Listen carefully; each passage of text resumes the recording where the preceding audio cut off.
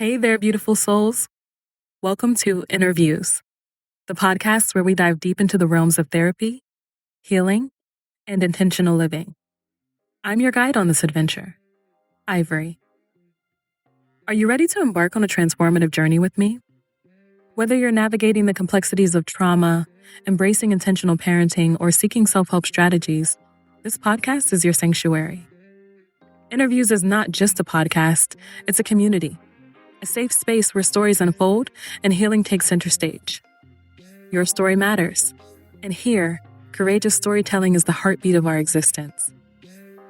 We'll be exploring powerful themes like healing, navigating the intricacies of foster care, the strength found in survival, the beauty of reclamation, and the pure bliss of joy. So if you're ready to join hands with a community that understands, subscribe now. Let's walk this path together because the journey toward understanding and well-being starts right here, right now. Welcome to InnerViews, where every step is a celebration of your resilience and a testament to the incredible strength within you. Let's make this journey unforgettable.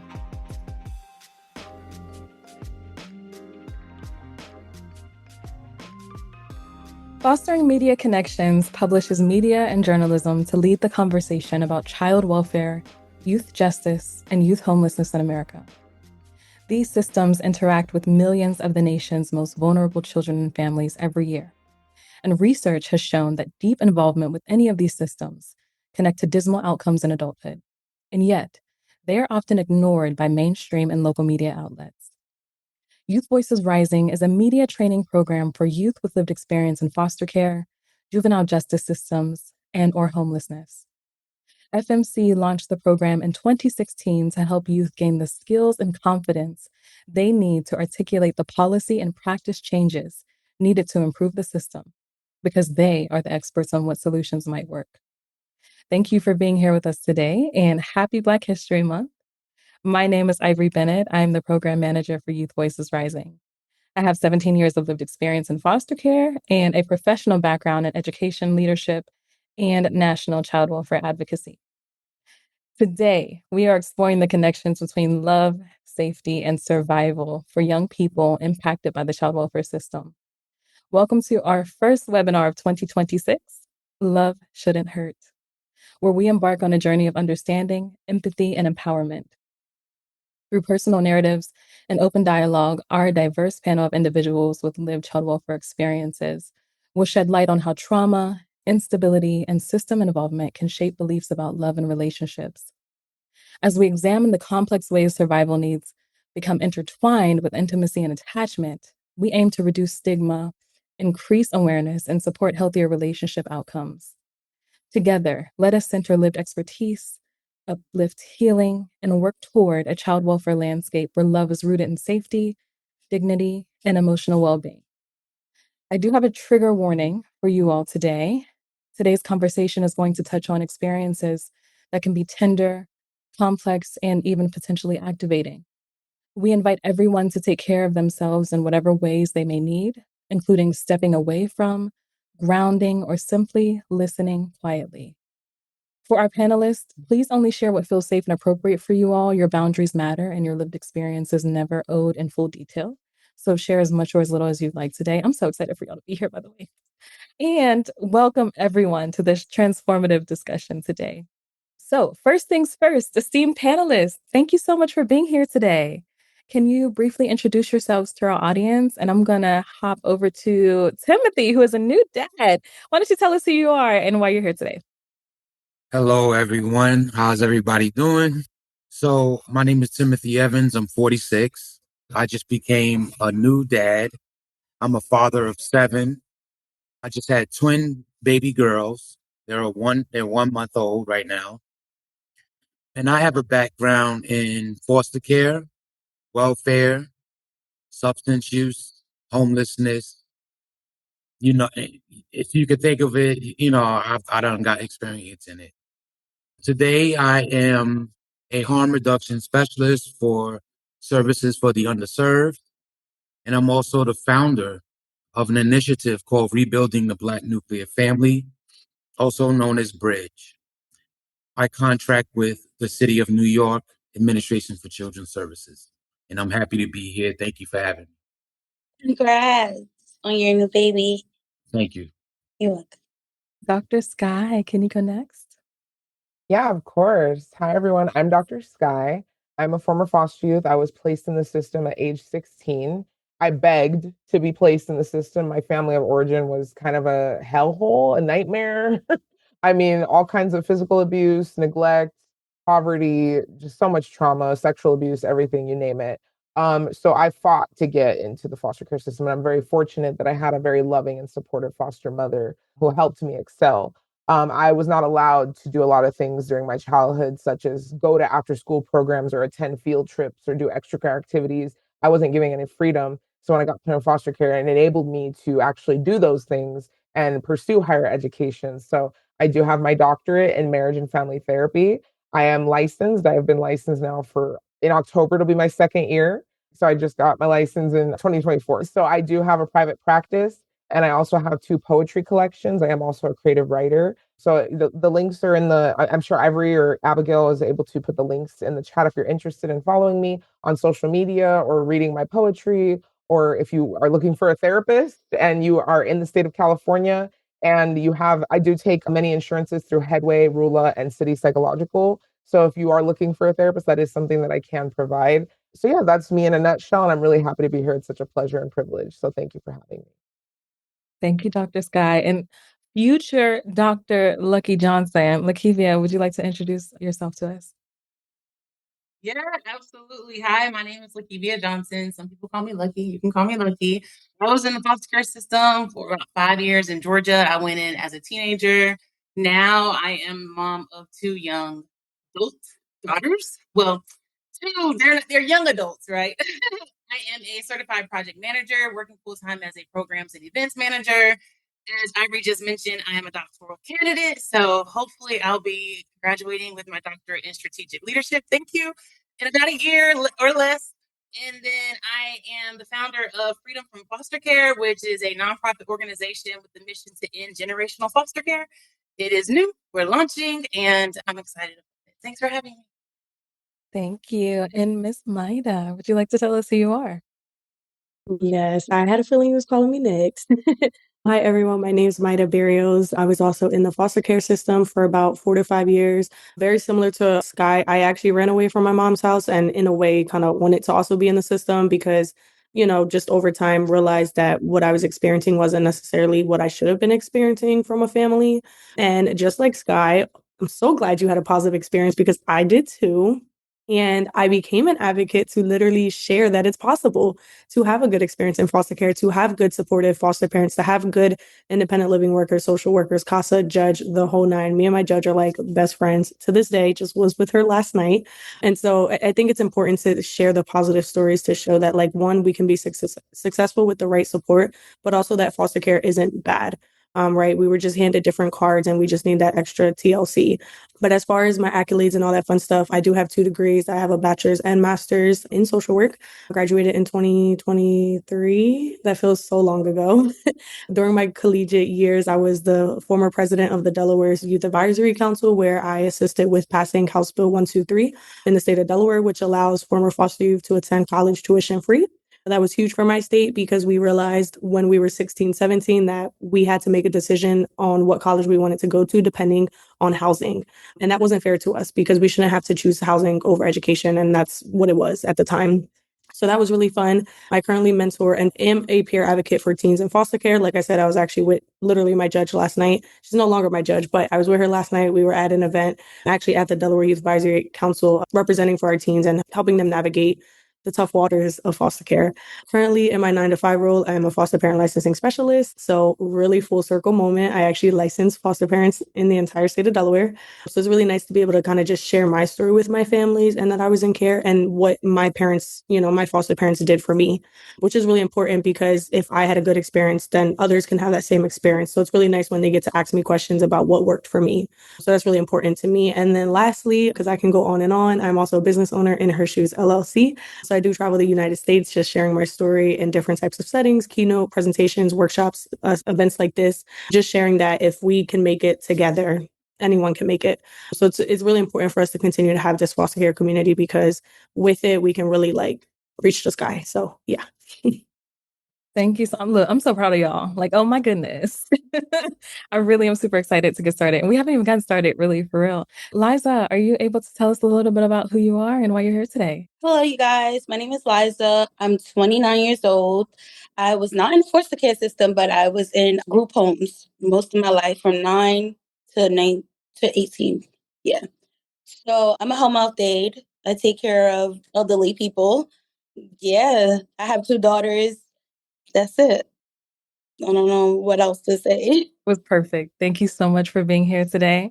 Mr. Armstrong, are you calling from Brazil today? You gotta do this every time. Yes, I'm in Brazil. Hey everybody, my name is Sensei Dave Armstrong. I think I'm the old head here. I'm turning 52 in a couple of weeks. I'm a retired 24-year U.S. Air Force vet, CEO of Unlimited Potential Network, founder of Inspire to Aspire Youth Advocacy, where we work with youth that are in juvenile detention centers. And yeah, I'm in Greece. I live in Greece. I'm in Brazil, but life certainly didn't start out like this for me. I was arrested when I was 11 and a half years old for felony armed robbery. And so that was the first 2 year stint that I did in juvenile detention. And while I was in detention, my mom died when I was about 12 and a half. And that was my only family member. I grew up beaten. She was unfortunately a drunk and married a guy that liked to abuse her and myself. And so now I get to go around to corporations. I do corporate leadership. I also go and inspire and share my story of perseverance, of determination, of discipline, and of accountability. And so that's what you're probably going to hear a lot out of me today. Uh, I'm probably going to be the edgy one because I really believe in accountability. We can't lean on our past forever. So yeah, I grew up in the foster care system, juvenile detention system, until I turned 18, where I was homeless. And after I was homeless, I said, hey, you know what? I got to do something with my life. And so that's when I joined the Air Force. And even that was a struggle. So I'm glad to be here with such amazing people. This panel is, oh, just wow. I love all of you. I do want to confirm you're the oldest here today. Okay, so just so we're clear about that. Yeah, thanks. Thanks. You're such an inspiration. Thank you, Ivory. I appreciate that. No, I'm Whatever. age, so that's Listen, good. that's Good. great. We need elders. We need your perspective from a different generation. I'm gonna stop messing with you, David. Okay. My niece. Next, Brittany, I am so excited to hear what wisdom you're going to share with us today. Can you tell us a little bit about who you are? Hi, thank you, Ivory. I appreciate this opportunity as always. Good morning, all. My name is Brittany Lee. I'm a professional child welfare consultant with lived expertise. I was in the foster care systems here in Washington State a little bit over 17 years, a little bit over 17 placements. And around 17, coincidentally, I decided I wanted to be an advocate. And I have been since. So just consistently involving myself in policy writing, DEI and belonging work, child welfare, and family betterment in general. I'm very passionate about like the intersections of like child welfare, race, gender, class, and labor. So my degree is in ethnic, gender, and labor studies. I am, yeah, consultant, always ready to take a contract and work with someone in order to like advance a mission and to like move stagnancy in a system that's very stagnant and tends to like kind of rot when it sits still too long. So I love to keep things moving in the system. So however I could do that, I'm gonna drop my info in the chat. But yes, it's really nice to meet you, and always, always such an honor to be speaking alongside so many amazing other former foster youth. I appreciate you guys' time, or not just foster youth, but just systems involved people. So I appreciate you guys and your hearts. Thank you for your work. Thank you, Brittany. Okay, we have two more before we get to our questions, okay? So, Jessica, would you like to share with us a little bit about who you are?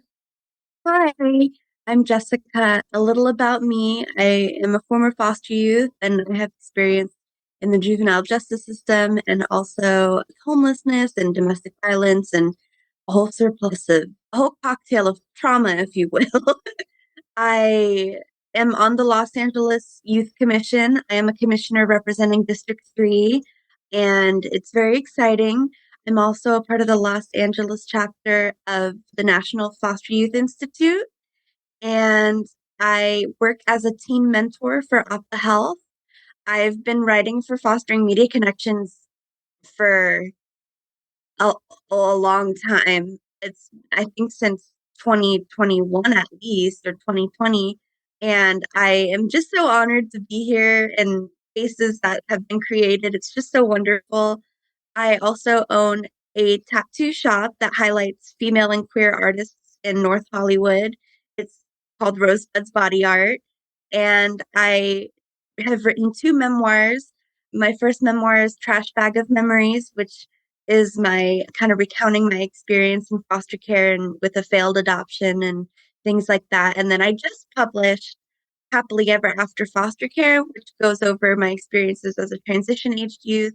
And that's something I'm really advocating for right now is youth, older youth that are system impacted. So yeah, that's me. Thank you, Jessica. Okay, I misspoke two more. So, Miss Amaya, can you tell us a little bit about who you are? Yes, hello everyone. So good to see some familiar faces. Nice to meet everybody else. My name is Maya Sands. I kind of have done it all, but I settled and decided that behavioral therapy is my sweet spot. So I am a behavioral therapist. I am also the founder of Colorscape, which is an organization that works with kids with autism and their families to create sensory friendly and creative spaces for them. I bring both professional training and 8.5 years of lived experience connected to foster care and just youth navigating instability. I feel like that perspective shapes how I approach behavior with like compassion, structure, and deep understanding. I'm very happy to be here with you guys and grateful to share stories and space and conversation. And we're excited you're here too. We got a lot of great opinions here today. So, what were your early beliefs about love and safety, and how did your child welfare experiences shape those beliefs? And I want to preface this conversation is so essential, and it's something that I think about every single day as someone who spent 17 years in foster care. And now that I am in a different phase of life, now that I am an elder, I'm joining you, David. It is really clear to me how my lived experience informs not only my romantic relationships, but all of my relationships and all of the love that I experience. So that is why we're here today. And that is where these questions are coming from. I'll reiterate them again for our guest. So, what were your early beliefs about love and safety, and how did your child welfare experience shape those beliefs?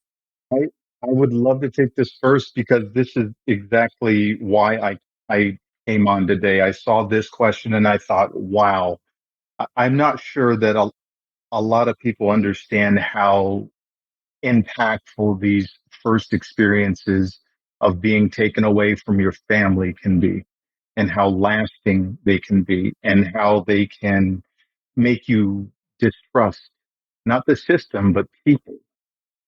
The system isn't tangible. People in the system are tangible. And so being kicked out from group home, being kicked out from foster homes, being kicked out of different placements throughout from 12 to 18 really did shape a lot. And it was distrust in people. And so if you don't trust people, how can you open up in a partnership, in a relationship? If you don't trust your environment, how can you open up to even your neighbors or the people down the street? You're always with a wall. And I was very defensive. I remember looking back and it was like I constantly had a wall up. And it was like, well, yeah, of course. If if as a child I was thrown from one place to another and abandoned and just like I remember coming back to a group home and my stuff was already bagged, not boxed, thrown in the trash bag. I came back and they were like, "Hey, yeah, your social worker's here. We're gonna take you to another place." How in the world can someone, any of, and I think most of us experience this, how can we ever trust? What does that even look like when we've never been taught trust? We've been taught, put a shield up. Make sure you protect your heart. Make sure you protect your soul. Make sure you protect yourself. Because if you don't, guess what? You're going to be sitting under a bridge like I did. trying to kill myself. So this inspired me to come on, and I'm interested in everyone else's experience. Thank you, David. That's powerful. Yeah, I this was a question that I was really interested in too. I just wanted to share a little bit about my experience. I know when I was little, protection is what felt like love to me. So I was always drawn to any adults that showed me any sort of care to their annoyance. I used to just like a puppy following around. I'd be like, "Oh, you like me? Can I hang out with you?" I'd be like the 7-year-old talking to your friend out with you because protection and safety is what felt like love to me, and I craved that so much. Surprise! As soon as I exited foster care, I entered into a 7-year domestic violence marriage because I thought, marriage, that's safety, that's security, that, it doesn't matter who it's with. It doesn't matter if I have romantic feelings. It doesn't matter. Like, I had this skewed vision of it because of my experiences with my family, because of my experiences with foster care and everything like this. And it was a really long 7 years. And it ended with YWCA, actually, the domestic violence shelter, really helping me through that. And I want to share with caregivers and social workers and therapists, you know, teach your young people about healthy boundaries, teach your young people about what a healthy relationship looks like. Don't just wait for the people in their lives to model it, because the models that they have could be very different than what they deserve, you know? Yeah, I want to leave time for others to answer the question as well, but I just wanted to share that. Thank you so much, Jessica. And that just reminds me too. I mean, I had so many inspirations for this webinar, but one of the things is for many of us, romantic love is the first time we get to choose who we bring into our life and who we love. And I think that's another reason why this conversation is so complex, because if you see someone who has lived experience in an unhealthy relationship and you wonder, why don't they just leave? It's because it's their first choice of love. It's the first time they get to invite someone into them and to share that themselves in that way. So for me, early beliefs of love, it was kind of very tangible but it was easy to be taken away. I received in my home with my biological parents love that was contingent based on how you acted.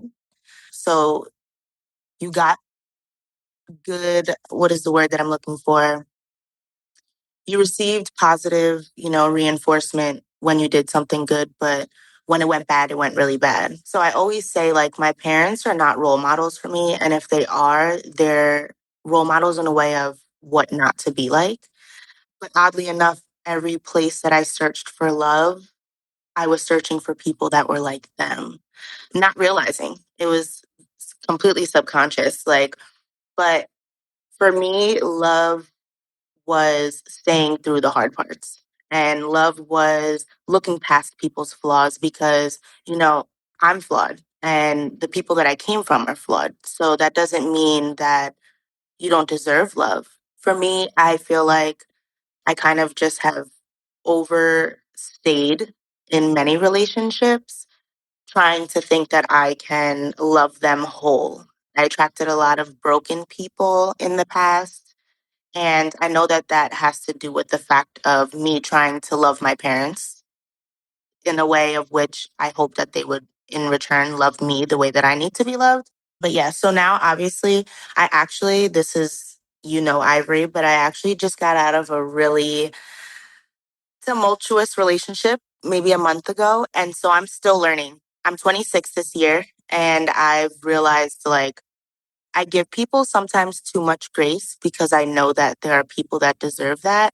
I just have to listen to my discernment and know who those people are. All right. So when I think about love and safety early on, I'm not sure if I understood what that was because, my father went to prison when I was very young. So I didn't receive that love from a father. As far as my mom, I almost felt conditional and somewhat unsafe because, her as a single mother, it was rough growing up under her leadership because she was by herself taking on 6 children, and she couldn't be feminine. So, you know, I don't know, I just think that it felt conditional, now that I look back on it. Thank you so much for sharing. I kind of want to share from like my actual early beliefs, like prior to entering the foster care system. I came in the system at 15. So growing up, all I saw was a very toxic Hispanic household relationship. And if you know anything about Hispanics, they have a way where like they have this thing where they feel as though they have to stay with one person regardless of how bad it gets. And it's a generational cycle, like even in my own family and in other Hispanic families, that is sometimes very hard to let go of, because I've seen my own siblings do it, where it's like, oh, well, this is the person I've been with since I was 15. Like, there's no one else, right? And so I kind of grew up with that kind of same idea. And all I saw was my mother with very toxic male figures, right? I didn't grow up with my dad because he was in Puerto Rico. And I grew up with my siblings' fathers who did a lot of stuff that they weren't supposed to our family. And so a lot of times, like, it was this constant battle of like, what is love supposed to be? What is a relationship supposed to be? What is a marriage supposed to be? Because I never saw that healthy side. I always saw yelling and fighting and arguing and calling the cops on each other and this and that and abusive, right? Like an abusive relationship. And so it wasn't until actually that I came into care. And like I mentioned earlier, I did thankfully have a very positive experience. And I think it's important for us to reshape foster care because it needs to be positive, right? And so when I came into the system, my first set of foster parents were in a healthy relationship for like a godly relationship, right? Like very much like faith-based, like, no arguing, no fighting, no hitting, none of that existed in the home, right? And so it was very, very healthy. They were married, I think, for like 20 plus years, like, but it was healthy. Like it wasn't 20 years of toxicity, right? And so then I think seeing that for like 2 to 3 years, I was like, okay, I can be loved properly. Like it doesn't have to be abusive. It doesn't have to be the hitting and the yelling and the calling the cops and everyone getting involved, right? It doesn't have to be all of that, right? And so thankfully, like I think I really at a young age at like 15, 16 was able to kind of like grasp that early on enough where like not saying that it didn't impact me and like my future like relationships and all that, because obviously I think there's always going to be some sort of impact, but I think for the most part it allowed me to see how I would like to be treated and like those aspects of like a relationship, because I'm not just going to settle. And I've been very firm on that. Like I'm still not in a relationship to this day because I'm like, yeah, no, I don't want that, right? Because like I know what I want and what I don't want because I've seen it and I've experienced it. So yeah, I kind of want to share from that perspective. Maida, oh my goodness, so many thoughts. The first is that I think I was only in one of about 12 homes that actually had a married couple. And so I didn't even get the chance to grow up and see marriage modeled in any capacity. But then the other thing is culture and how we can normalize or dismiss toxicity as passion, as just that's just what we do. That's just how we are. That's just how it is. And that's why it's so important to teach those with lived experience in the child welfare system emotional intelligence and relational intelligence. And so, what does that look like? How do you identify the healthy and the unhealthy? And also giving them the skills to utilize that for their best abilities, and also giving them grace when they're learning how to navigate those things, because that takes time and practice and modeling too. Liza, you are next. Please share with us. I think for a very long time, I wasn't quite sure what love was until the age of 19 when I met my late husband. He passed away. But growing up, I grew up in a very toxic household. My mom had a children of 6. She was very masculine and abusive. So she used to always say, like, one time I went to school and I came with mad bruises on and they call ACS. And she would always prep us what to say so we won't get taken by ACS. And like, oh, do this, say this. Like, so with her, it was like, it was either she was very overprotective of us, but she was very abusive. So it was very confusing. So with me, it was just like, I didn't trust nobody. It was not easy for me to trust until I went to the group home and I still didn't trust. I felt always abandoned. Like I would go to this group home and then have to leave and then go to another group home and then here and here. So it was like always moving around. So I held that inside because I was so scared to express my emotions. So I kind of like held that in and that kind of built up some anger until I met my husband at 18. And he kind of saw through that. And he was just like, not trying to like see me as the angry person. He was more so like showing me. So I guess I felt like love was somebody showing you better than telling you, like, or you get what I'm saying? So, and then I felt more safe in life and in my environments. And after he passed away, I didn't have that safety net. I didn't have that. So it took me to love myself. Like now I found out love is within, and everybody just adds on to the love you have for yourself. So it took for him to be away, for me to feel alone in this world, to be like, you know what, heal my inner trauma, heal that little girl that was kind of broken and build that up. And now I'm here. And I still do believe love is proven. You got to prove to somebody that, you love them. Accountability, constant reassurance, or constant, like, and I also feel like even when you love somebody, have your own identity. Most definitely. I feel like it's very important to have your own identity in any relationships, because if not, you'll be stuck and your relationship will just be based on this. You know what I'm saying? So, yeah, that I would say that. That's it. Thank you, Liza. I appreciate that. Nervous, so that's why I'm kind of like, you're in safe hands. Listen, just relax and ease into it. And I'm hearing a few themes that I want to highlight for the audience. Are you hearing that people are getting married young? Are you hearing that? A lot of people here have been married as teenagers. That's a very young age to get married. Are you hearing the mother wounds and the father wounds that are coming up? Are you hearing the need for consideration and to be seen and to be heard? So this thing is layered, it's nuanced, and it's complex, but it's absolutely also tied to why people end up in child welfare and how they experience the child welfare system too. Dr. Sky, I cannot wait to hear what you're going to share with us. Please go ahead and share. Oh, well, thank you, Ivory. You're such a sweetheart. Yeah, I relate to a lot of what everyone has already said. And I'll just add that for me, my earliest beliefs of love and safety, what they were, in my childhood, there was no such thing as love and safety. I didn't know what those things were. My biological mother, I refer to her as my egg donor.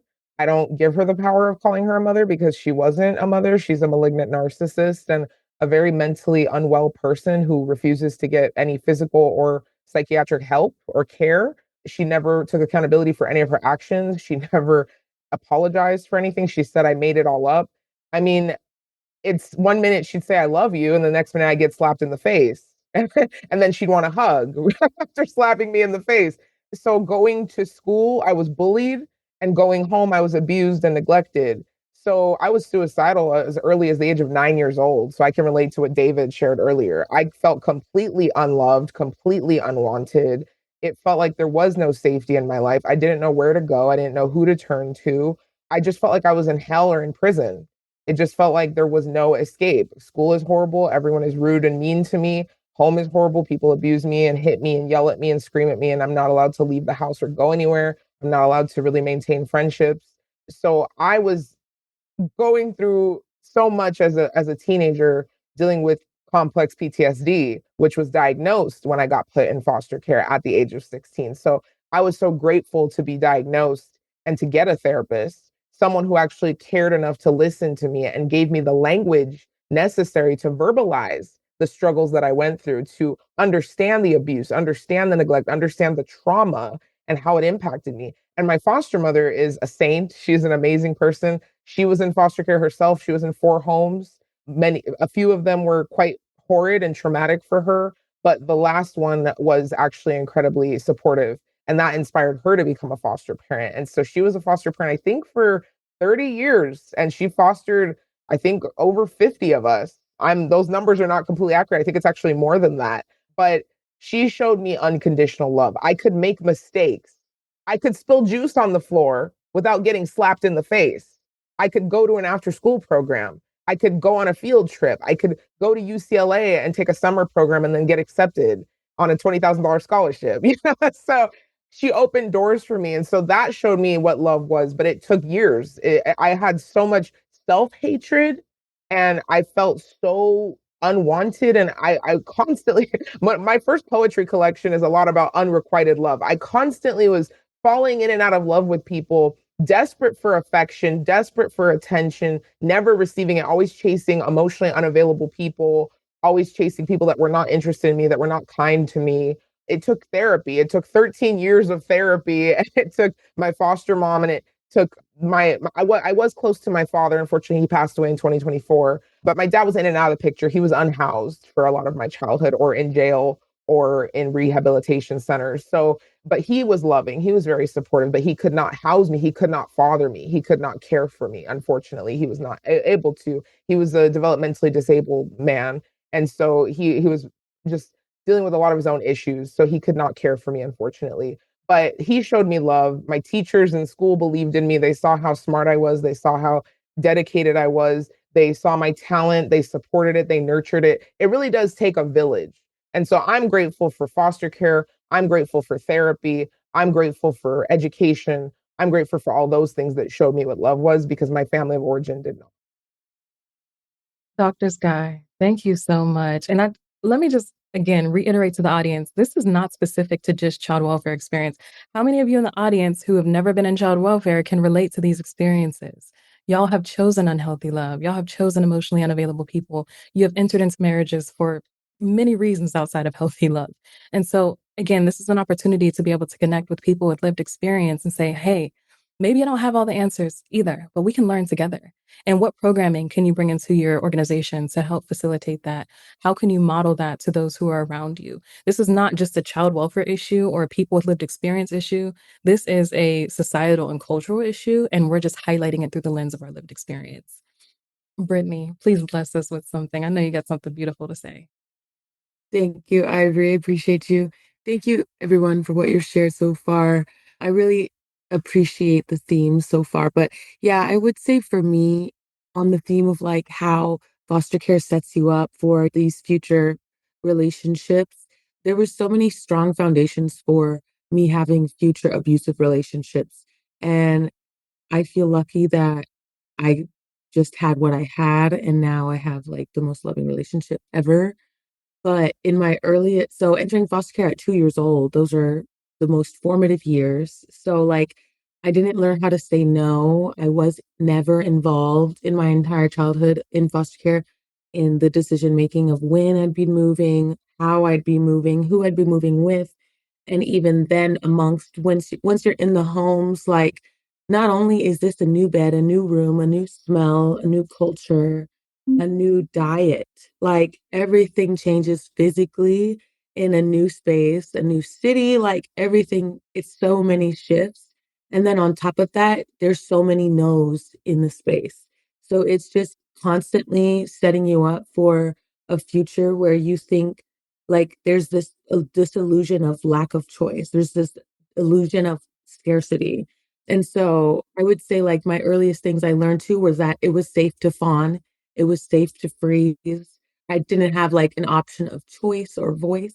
Those things are all so dangerous when you are young, Black, and a woman, and you're aging into adulthood.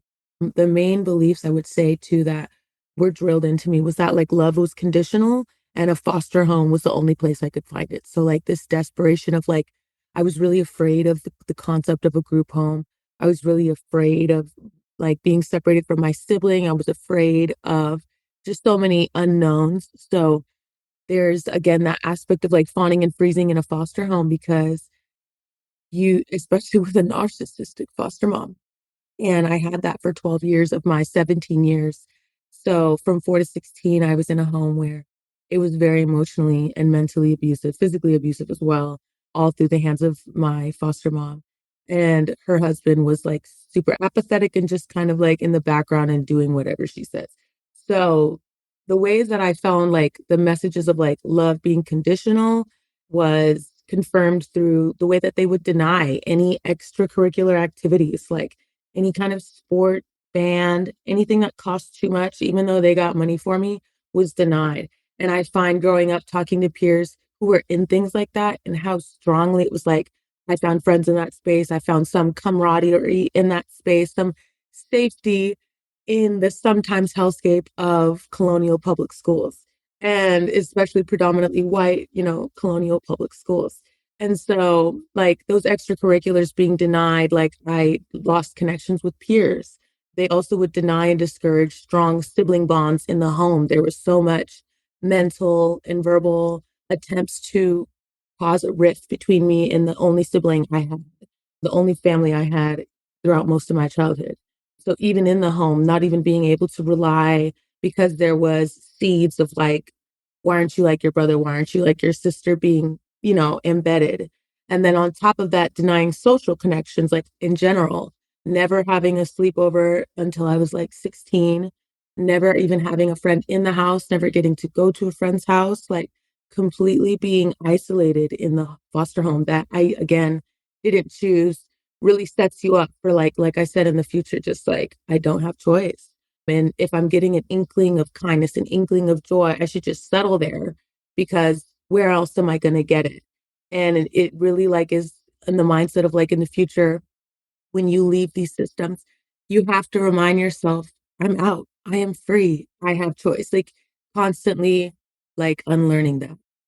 And I would say the last way was like growing up, meeting birth family and learning that I was minutes away from aunts and uncles, cousins my entire life. When I met aunts and stuff through my dad's side of the family, when I was 18, I would name where I was, like when I was placed in different homes throughout the years. And they'd be like, no way, we were literally down the street. And so also the lack of choice that the state was responsible for in failing to connect me to multiple kinship options, even if through visits, if not being placed with them. So yeah, I would just say that connects to a lot of the themes people have named, like, and the deep harm that family policing and separation can cause, like that, those long-term, lifelong effects sometimes. Yeah. And something you just said, Brittany, reminded me too. This is also another reason why a lot of those with lived experience will have children very young because they're like, I don't have my family. I can't necessarily control getting married right now, but I can have a baby who's going to love me and who's not going to leave me and who's going to need me. And so these things are super interconnected. I'm here to try to help paint the pieces for you all who don't have that lived experience. We are almost out of time. Like, can y'all believe it? Goodness gracious. I'm going to need y'all to write some op-eds for us so we can further explore this. I'm going to need y'all to come on the podcast and talk about this on all of your individual stories. I'll get to you in just a second, David. I want to introduce our last two questions. I'm just going to kind of put those out there and then we'll wrap up before we get into some Q&A. If we do go over, that is okay for those of you who can stay. And I know some of you have to leave at the top of the hour. That is okay too. So what signs of healthy love and boundaries did you learn later in life? Who or what helped? And then lastly, do you have any advice for those who are going through foster care or the child welfare system about protecting their well-being? And go ahead, take it away, David. So listening to everyone speak actually has me pretty emotional. And it has me emotional because I'm thinking about like the 20,000 plus youth that are going to exit, emancipate from the system this year. And I think about an analogy. Has anyone ever had a goldfish, in a little bowl? And then you see the same species of fish, the same goldfish. There's no biological difference in a pond. And that goldfish in the pond is so huge, but that goldfish in the bowl is so little. Have you ever thought about why? And the reason is you're going to grow to your environment. And I think about the limitations that all of our youth have, all of us had, that confined space that will restrict our greatness, that will restrict our growth, that will never promote anything other than mediocrity in our lives because we just can't get out of that damn space. We just can't grow out of that space. And the luckiest thing, the best thing that happened to me was getting out of Los Angeles, getting out of the gangs, joining the Air Force, having a couple mentors that inspired me to get out of that space. And I don't know who's going to hear this. I don't know why this was so emotional for me and just needed to be said, but someone has to get out of the space. Someone watching this that knows someone that just needs to hear that you just get out of your space. You're only going to grow to the limitations around you. If you're confined in a box, in a cage, that's it. We have to get out of our space. I don't know who that resonates with, but somebody needed to hear that. Preach, David. Preach. Maya, would you like to go next? So for me, I would say what What signs of healthy love and boundaries did you learn? So I learned that just in general, boundaries are okay.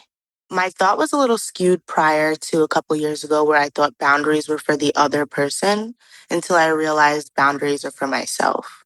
The things that I will allow, the things that I will not allow, and basically like a little bit of a guidebook on how to deal with me. That being said, I'm going to go back to what I was saying a little bit before. I didn't mention the fact that with the transactional and opportunistic love that I received from my parents, it caused such an anxious attachment style within myself where it's like I can pick up on any slight change in energy, emotion, tone, and it's like I'm looking for the next time where something may possibly go wrong. And then I'm thinking of every solution on how to fix that. So now I've realized someone else said it too. I don't want to mistake it, but I know that someone else said it. Love comes from within. And if you are loving yourself and pouring into yourself wholeheartedly, the people that are around you have no choice but to do that because you set that standard. And that is something that I've learned recently. I also learned that communication is supposed to be soft. And now I don't want to misconstrue with the fact that love is not hard work, because that I know it is.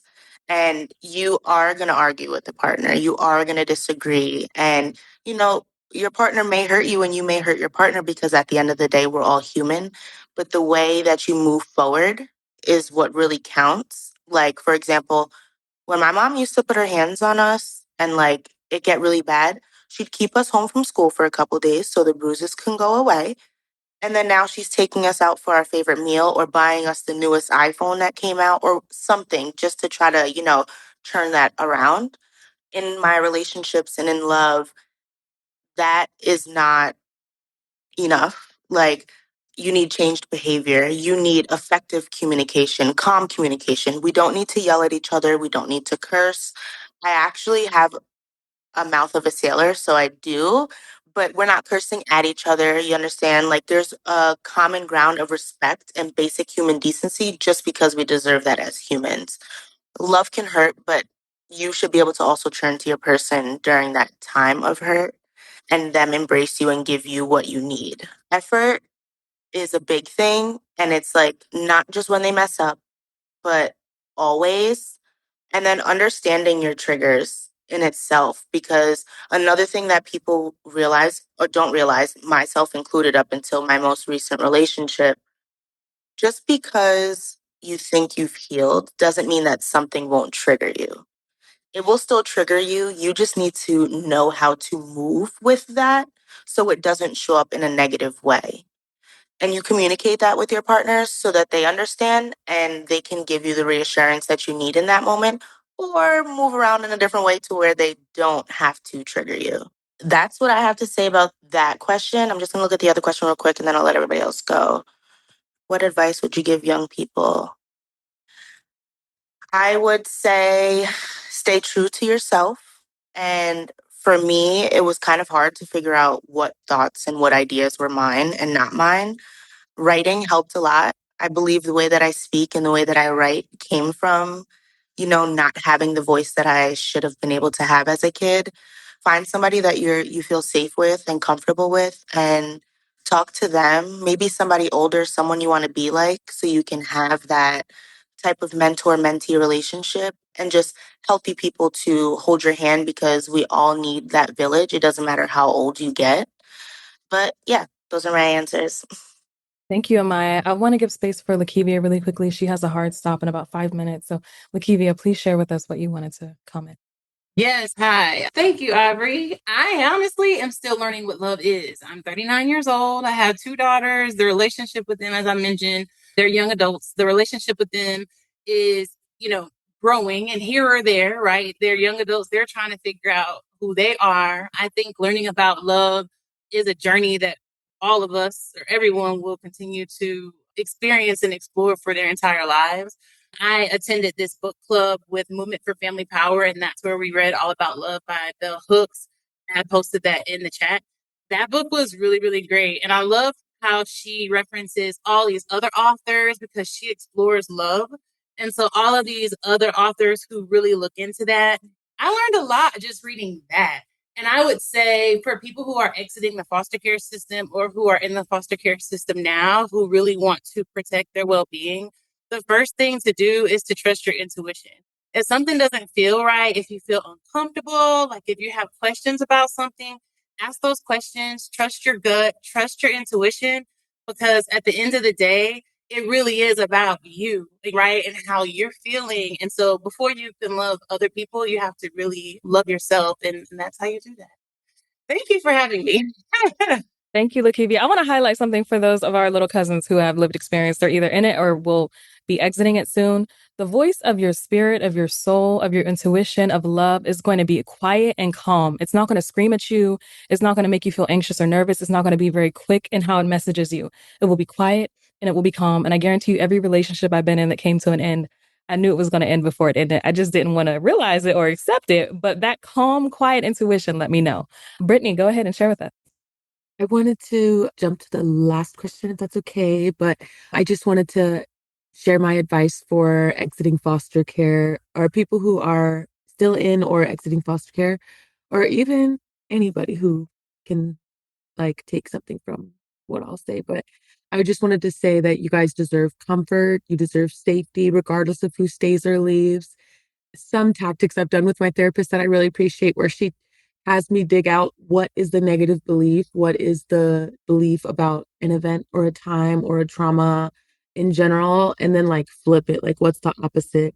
And another one that I came up with was like, I will always and easily find someone who can and will love me better. Always and easily. Like emphasis on that. And then again, yeah, you deserve comfort and safety regardless of who stays or leaves. You are free of the burden and the weight and the labor and the energy that people refuse to do. You're more than what they lack and what they can't give you. And when you're out of foster care or out of the system, like I said earlier, remind yourself often that you are free, you deserve safe connections. You have all the right in the world to decide who has access to you and who doesn't. And you are always more, always going to be more than the learned coping mechanisms that you had to develop to survive.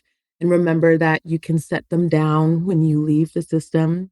If you don't need the tools that you learned to survive anymore, you are allowed to put them down.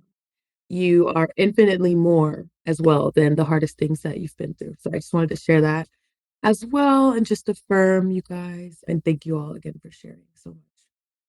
Thank you. All right, Timothy.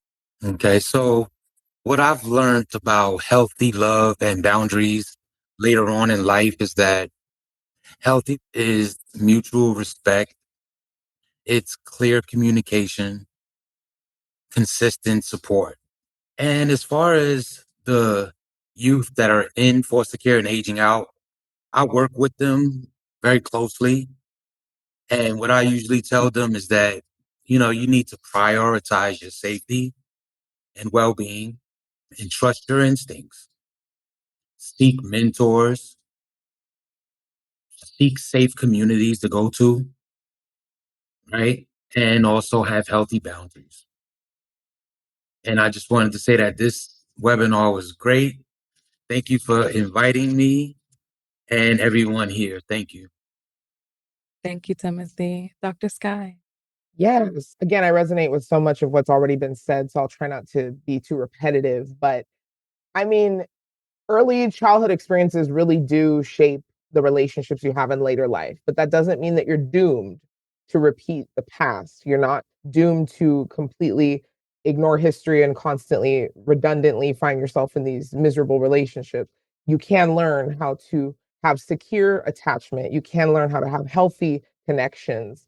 And so for me, my biggest advice, because I'm going to try to answer both of the questions together, my biggest advice to anyone exiting the foster care system, any youth that are impacted by the system, go to therapy. Yes, I am biased because I'm a therapist, but I'm a therapist because I went to therapy. I was in therapy for on and off for 13 years. And that was really what taught me what love was. And it also taught me what unhealthy love looked like, what toxicity looked like, what abuse and neglect and trauma looked like. I mean, I dated people that were so all over the place, very emotionally unavailable, cold, not affectionate. My one of my exes, I'll try not to get into a long story, but one of my exes was so cold and kind of disturbing that he was contacted by the FBI because he posted a horror story on Reddit anonymously that they wanted to investigate because it was so graphic about a detailed, gruesome murder that they thought that he would have information about what happened. They thought it was a real event that occurred, and he had to prove to them that it was fiction. Who knows to this day if it was really fiction? I don't know. He could be a serial killer. I don't know, but that's the kind of people I was dating. My most recent relationship, not my current relationship, but my most recent one, such a narcissistic person who had literally all of the worst qualities of both my egg donor and my father. Had all of the attention deficits, the cognitive impairments, the developmental disabilities that my father struggled with, on top of the narcissism and the aggression and abuse and disrespect that my egg donor had. And so I literally found one person who embodied the worst traits of both of my parents. And that relationship was a nightmare. It was incredibly traumatic. My boundaries were constantly crossed. And it was my therapist who told me, he seems like a narcissist. You should get out of there. And I couldn't leave the relationship. I used to judge people that were in intimate partner violent relationships, domestic violent relationships. I used to judge people like, why do you stay? Why can't you leave? I was on a lease with him. I would be homeless if I left. So I could not leave. I had to physically stay with him and wait for him to move out. But one of my favorite quotes that I read during that time, this is by Jane Elizabeth. I would rather adjust my life to your absence than adjust my boundaries to accommodate your disrespect. And I texted that to him, and my therapist completely supported me. I stopped talking to him for 2 months. I lived under the same roof as him and did not utter a single word to him out loud. I texted him asking for the rent money and it told him there was food in the fridge. Other than that, I did not speak to him for 2 months. And that is my greatest achievement in life. It's not getting a doctorate. It's not getting into foster care.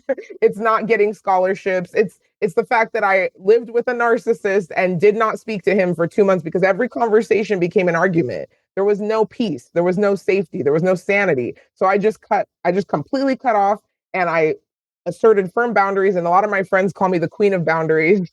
So that's my advice: is go to therapy, assert boundaries. And like everyone else here said, love yourself, because it really is incredibly difficult to do anything in this world. I think Lucille Ball said that it's really hard to get anything done in this world if you don't love yourself first.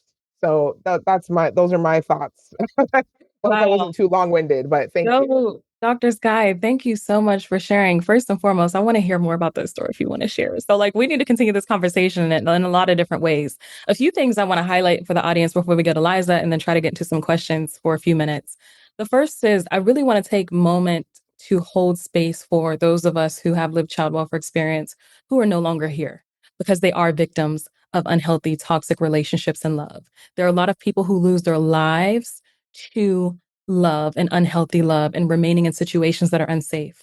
And so I want to hold space for them. We honor them. We want to be and do different because of them. And that not only includes for ourselves who are here, who are a little bit older, but for helping those who are in care right now and those who will become a part of the system in the future.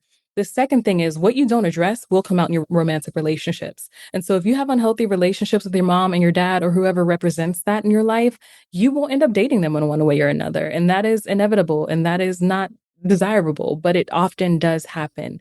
And so again, it's just super important to do healing work in whatever capacities feel right and feel supportive and natural for you. And thirdly, my goodness, I wish I could sit and talk with y'all for hours and hours and hours, but we can't. So, okay, Liza, please go ahead and share what you have to say, and then we'll try to get into some questions for a few minutes. We're already over time. Those of you who are able to stay, thank you so much. Those of you who are not, we love you. Go with love and go into the rest of your day. And Liza, take it away. Okay, so back to when I first was talking, I feel like loving yourself is very important. So I feel like learning love was when I learned to love myself. You know what I'm saying? Like, yes, it was okay to be in a good partnership, but when my late husband passed away, me learning love was loving myself, learning to love myself and heal my inner traumas. And I feel like healing my inner traumas was also learning my boundaries and learning that I was a recovering people pleaser. So I will always like identify with people through my own trauma. Like I understand what they're going through. Like be very easy on people because and allow disrespect and allow certain things because I've been through it. I've done that. You know what I'm saying? And that was not healthy at all. So I learned to boundaries was a big part, not to accept certain things, set standards for myself, what I'm willing to deal with and what I'm willing to tolerate from someone and what I'm not. You know what I'm saying? So that right there played a big factor in my boundaries.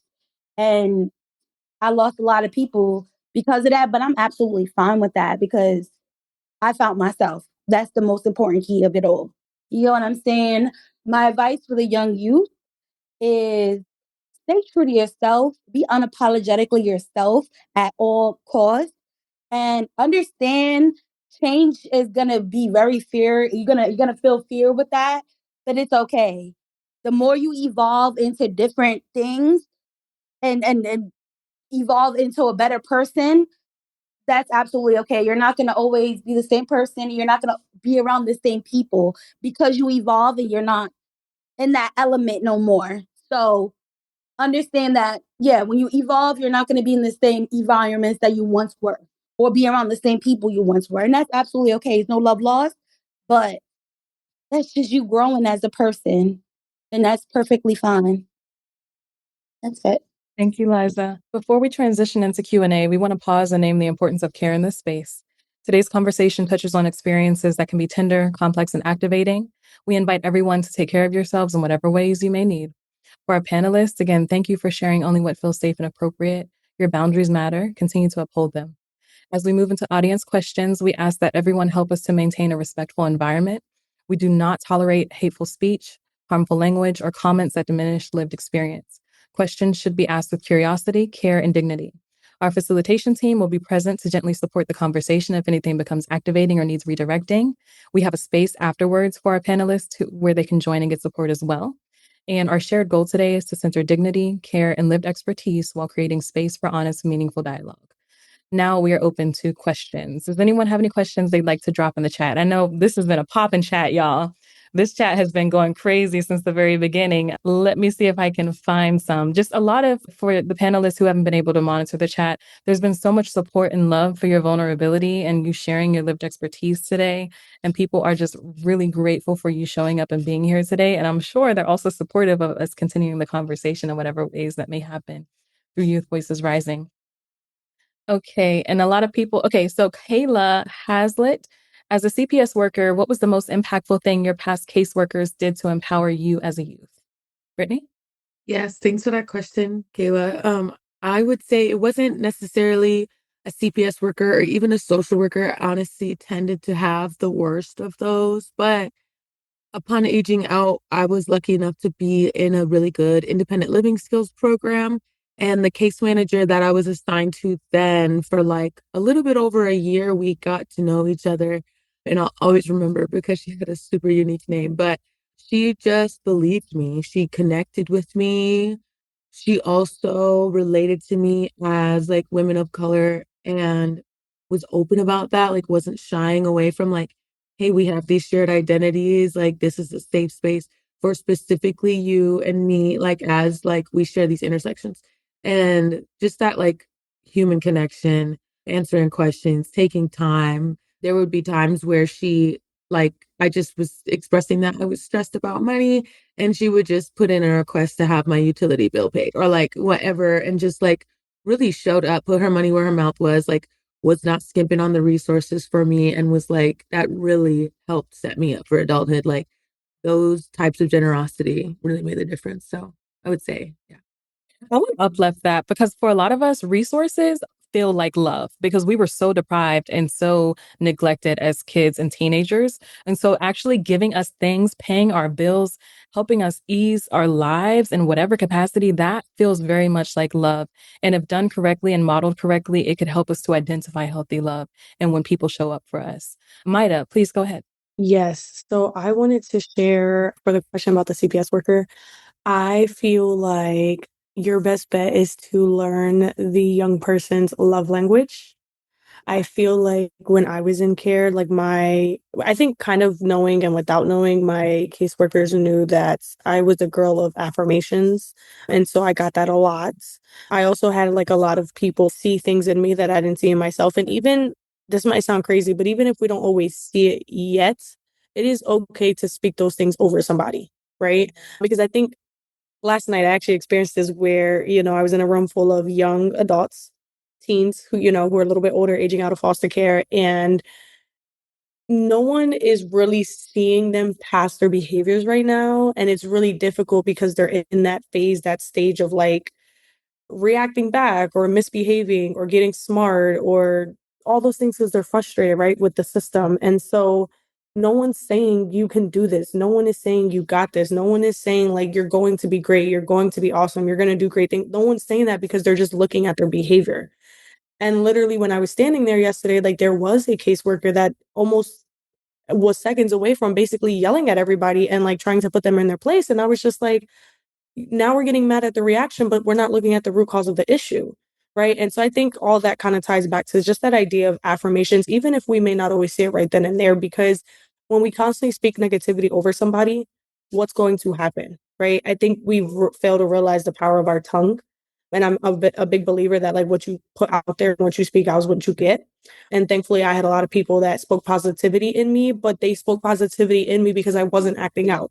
But can we do the same thing for those that are acting out and for everyone else so that they can learn and they can feel seen, heard, valued, and feel as though they can still be successful even though they're going through a rough patch right now? So to say that all to say that I think just finding out their love language, it might be acts of service. It might like showing up with whatever resource that they were asking for might work, right? It could be giving them food. Like I've had my friends literally tell me like, Mida, like we just get you food because we know you're gonna be good and happy. You know what I'm saying? So like it could be a snack, it could be their favorite snack, it could be taking them for a walk, quality time. Like you just never realize when you actually get to know that the difference it can make. Cause then it's like now you're hearing me. And it's so little. So little. Thank you, Maya. I'll remember the food thing next time I see you. Amaya, would you like to share? Yes, both of the ladies that went before me said great things that I want to kind of piggyback off of. I remember one caseworker specifically who came to my house, and this kind of seconds what Liza said in the aspect of like your parents coaching you to say things so that they can just go about their business at the end of whatever check in. It's really about seeing the person that you're sitting in front of or across from. I can only imagine the workload that caseworkers have. I can only imagine the stress that they're under. But when you are in front of that one child is the only thing that you should be caring about. So, really seeing them and kind of looking past the facade that they put on, because that's something that we're trained to do as well through all of these experiences that we've lived, is to put on a facade and put on a mask because you have to keep going. And unfortunately, that is as young as it gets to as old as they get. Like, that is just something that I feel ends up becoming second nature. This caseworker knew that something was going on and she pressed for more and more verbal prompting. Like, because there's times where you'll get in front of a child and they'll just be quiet. There's so many things running through their mind. I don't know what to tell you. I will have diarrhea of the mouth if I start talking. So, the verbal prompting, at least for me, has always helped. Ask me questions so I know where to dig deeper at so that I can give you the answers you need so that you can help me. Fast forward to a social worker in high school. They had put me in as an independent student so I can do everything that I needed to for myself. They didn't need my parents or any type of guardian. She saw me and she saw me past my behaviors. And because I think on the last webinar we had, I expressed not that I'm proud of it. I'm not ashamed of it either, but I was a very angry, aggressive teenager. I was constantly getting into fights, verbal altercations with people. I was arguing with friends all the time. And anytime I went in her office, I felt like I can just sit back on her couch and breathe for the first time that day, that week, whatever. And she didn't judge me for the things that I put out into the world because she saw beyond that. She saw, like Maida was saying, the issue was bigger than how I was reacting to it. Everybody's going to react different, we have to dig deeper and figure out, okay, why is this child acting like this? And what can we do to, reinforce positive behavior? So yeah, just remember that you're human. Take that badge off and be there with that child like they were your own. And yeah, just give them all the loving that they need. Thank you so much, Amaya. I just want to highlight this again for the audience. The most difficult youth and children, the most difficult clients you have are often the most sensitive and the most reactive to the world around them. And so they need the most love. They need the most attention. They need the most patience. And it's not just a one and done kind of a situation. It's a reoccurring, unconditional love is very difficult, by the way, as a new mom to a toddler. I know. That unconditional love is really tricky, but that's what they need and that's what children require. And it's not a one and done situation. It has to start from the very beginning and last through the end. David and then Dr. Sky. And I will drop some of the other questions in the chat for our panelists if y'all want to address them, but we are running out of time. So go ahead. So Ron Barnick, he was a pilot in the Air Force and he was my CASA. And so during the speeches that I do for nonprofits and the trainings that I do for caring adults, I really talk about Ron a lot because he saved my life. Literally one person saved my life. And because he took a vested interest in me, because he showed up where I was, he was able to help me show up for thousands of others where they are. He taught me that we have to meet the kid where the kid is. We can't bring the kid where we are. And Ron was this skinny little nerdy guy with glasses, white dude, mentoring as my casa, this big, gang involved teenager that, I mean, I was hard. I was robbing people. I was bad. I was fighting all the time. And because of one person that took a vested interest in me, that like cared, that showed up where I was, didn't try to bring me where they are, I was able to change my entire life. Because of him, I joined the Air Force. Because of him, I started mentoring other youth. Because of him, I opened up the martial arts schools. Because of him, I opened up my nonprofit. I mentored thousands of youth because of one person. And so the title of my speech is You're All the One. And it's because we don't realize the profound effect we can have on people when we just show up. He would bring me to his house and he had this globe and I would spin this globe around and just stop. And 70% of the time it would stop on water. But the other 35%, no, I'm kidding. The other 30%, it would stop somewhere. And I would ask them about that place. Hey, what's it like in Greece? Hey, what's it like in Egypt? Hey, what's it like in Korea? And that one globe and his experiences and the little trinkets he had around his house inspired me to join the Air Force, serve 24 years, travel the world. I'm in Brazil right now. I live in Greece. I travel every month for speaking. I'm not boastfully saying that. I'm saying that because you, whoever is listening to this, can be that one inspiration in one person, not just youth and foster care, anyone's life by just showing, not with a facade, not as a social worker, not as a CASA, not as a judge, but as another human being that has done some stuff, that has lived some life, that has accomplished some things that you just want to show someone. Just show someone. Show someone how you play the guitar. Show someone how you beat the drums. Show someone something. Whatever you're passionate about, whatever you do, because you never know that one thing that's going to spark and multiply in someone's life. Never know. Thank you, David. I want to highlight really quickly too, because I'm sure your mentor wasn't supposed to take you to his house, but he did. And I'm highlighting that. Sorry, but he was back then. It was okay. He was allowed? Like, Okay. yeah. I was at a COMSA conference, and they came to me after, and they were like, "We can't take kids now." I was like, "What are you talking about?" Like, he would take me everywhere. He taught me how to use chopsticks. That one little thing, using chopsticks, but that instills confidence because I couldn't do it at the beginning. I sucked at the beginning.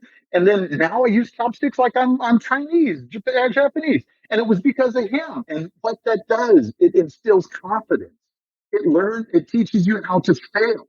It teaches you how to persevere, how to be resilient. It's eating with chopsticks. But he was calm. He taught me. He says, "No, let's do it like this. No, let's do." And then he kept taking me to Chinese restaurants. Let's practice steak. Little things like that. Those are the things that matter. Those are the things that accumulate and compound over time. Sorry, I keep going. No, Obviously, I speak for a living. I just want to highlight for our audience that sometimes we have to get in that good trouble. We have to go against the protocol and the policies and the procedures to meet children and youth where they are and to connect with them and to help them feel love. Because now, as a teacher, as a social worker, you're not allowed to do things like that according to the book. But those are the most impactful parts of the experiences that I've had working with youth and young people. Is going outside of that book, getting into that good trouble to reiterate late Congressman John Lewis, and letting kids know that we're going to show up and do things that are relevant to you. Okay, I can't bring food into my classroom. I snuck these talkies in just for y'all. Okay, so get them out while we're going to go over this literature review. All right. And so just that good trouble, making choices when you're going to step outside that box in honor of children and love. Go ahead, Dave. I just, will be quick. So I agree with you, but guess what? We don't have to break the rules or even bend the rules in order to have impact. Guess what? He could, if he couldn't take me to his house back then, he could have brought those things out. He could have showed me what it's like to travel. He could have showed me this is what I do. Even at speeches, I have on the projector my travels, me in different countries, different places, experiencing people. This is what I love to experience as people. And those little things can spark something, right? It wasn't that he took me to his house, it was in his house that sparked it. You can take it out your house, Jesus, it's not hard. I mean, just saying. Love y'all. Dr. Sky, and then we're going to go ahead and wrap up this conversation. Yeah, I'll try to be brief. So much of what has already been said again resonates with me. Similar to, I think it was Amaya that mentioned, unfortunately, most of my social workers were horrible. I did not have many good experiences with social workers. However, the social worker that was the most impactful that I remember, what she did was believed me. She believed me. That sometimes is the most important thing you can do for any child that becomes impacted or involved in the child welfare system. Believe them. The thing about narcissistic abuse that's so insidious is that narcissists tend to be charming and captivating and charismatic. People love them. They don't think anything's wrong. So when social workers would come to the house, they wouldn't even listen to me. And I was a child of color too. My egg donor happens to be a white woman. And I do believe that racism impacted my case. I definitely believe that they refused to take me away for months because of racism. But I begged and pleaded, and every social worker looked at me and laughed. They said, "Your mom is just overprotective and eccentric, but she loves you." And it's like, then why can't I go to the library to study for school? Why can't I see my dad? Why can't I go on a field trip? Why am I being slapped in the face for spilling juice on the floor? Like, they didn't believe me. They said, "You're fine. Your mom's just overprotective and old school. That's all." So it was the social worker that actually believed me. She looked me in the eyes and she said, "I hear you. I can see that whatever's happening in this home is toxic. I can see that you're begging for help. You do not feel safe. She's like, I believe you." And that was incredibly empowering to finally be heard. I had to retell my story every 2 to 3 weeks for 9 months. And constantly was dismissed, constantly was ignored, constantly was having my words twisted and minimized. It was the social worker that actually believed me and said, "I'm going to get you out of here.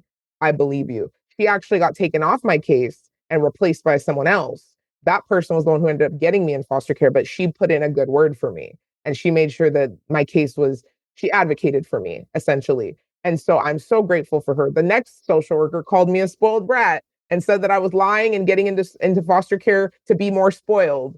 And I grew up so poor. I was never spoiled. I didn't have anything. I don't know what she was talking about.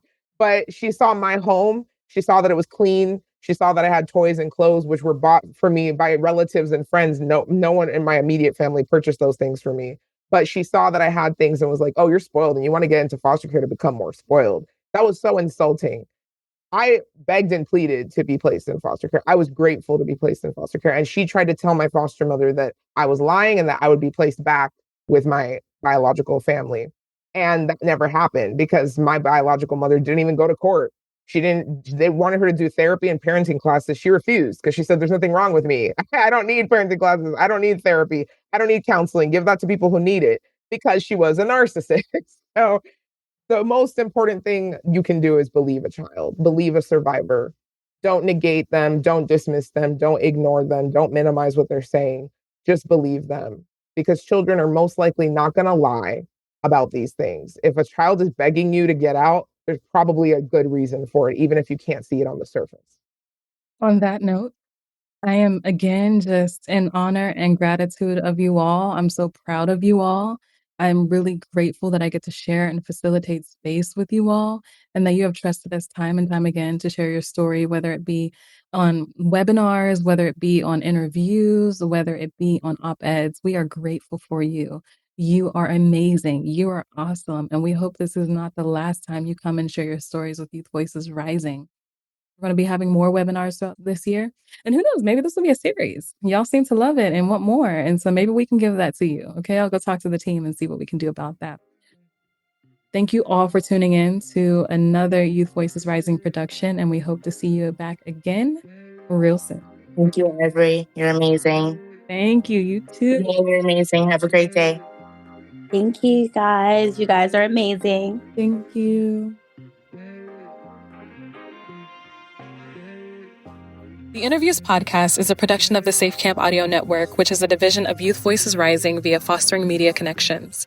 Please visit safecampaudio.org on the web or Safe Camp Audio on all major social media. This podcast was produced and mixed by Christine Onjoko. If you enjoyed this episode, we'd love it if you consider sharing, subscribing, and or giving us a 5-star rating on Apple, Spotify, or wherever you download your podcast.